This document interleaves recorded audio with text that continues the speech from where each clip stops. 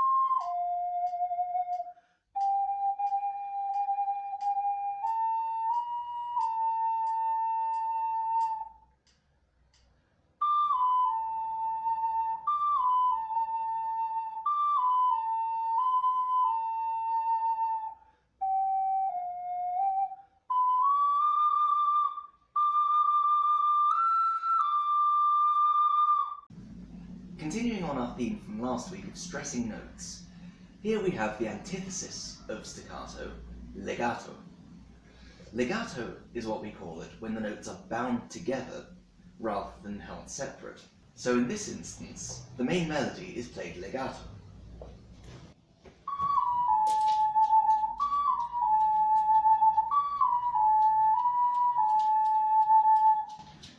As opposed to staccato.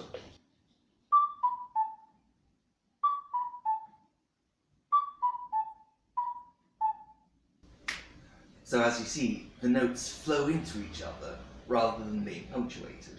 Similarly, let's have a look at what Saria's song would sound like if it were legato.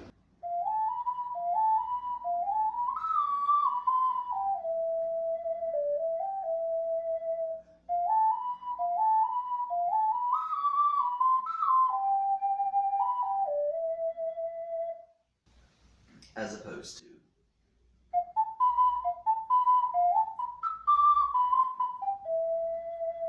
We'll have a look at these later on in the series in a bit more depth, and particularly at the relationship between the two and alternating between the two to get a much more desirable sound for your song.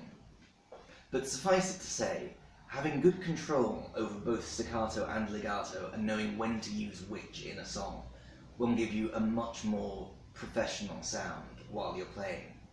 And you will basically be able to demonstrate more control over the instrument, which is what we all really want. Now, there's one more thing that's very important to look at in this song, and that is, about halfway through the song, it changes key. Now, I don't want to get too bogged down into the music theory and everything that's going on in there, because that would just take too long. And there are probably other channels which can explain it in greater depth, in greater detail, and more eloquently than I could. For the sake of these tutorials, let's just say, playing in a different key means you're playing the same melody, but starting on a different note. So the notes are still the same distance away from each other, in terms of pitch, but you start lower or higher, depending which way you're changing. So, for example, if I were to play Epona's song in the key of G rather than the key of D, it would sound like this.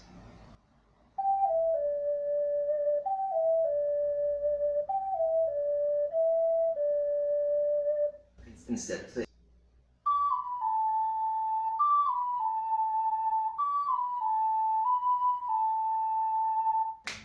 In this instance, there's no real reason to play it in a different key in its entirety, because you can play along with the soundtrack in the original key. But here, in this song, we see that it's changing key partway through the song, and this is what we call a modulation. Why is this happening?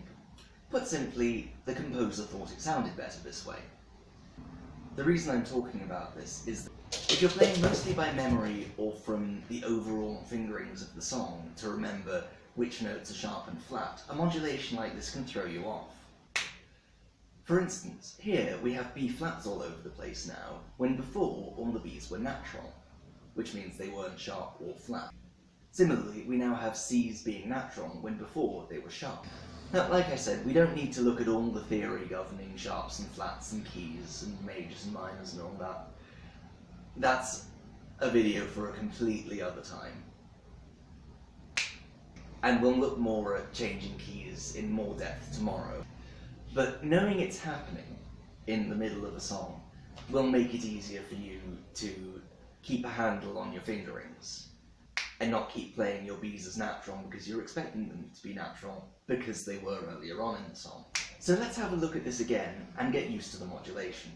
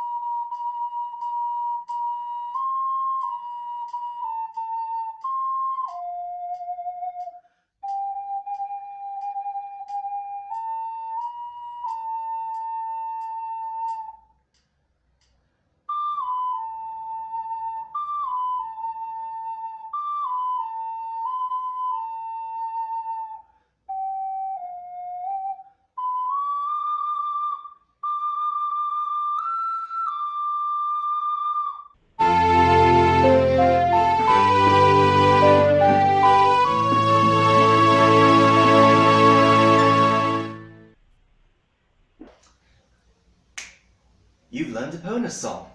Hey, you can now summon horses to improbable places and cause cows to lactate for some reason. Woo. Come back tomorrow when we'll be looking at Zelda's Lullaby. See you then.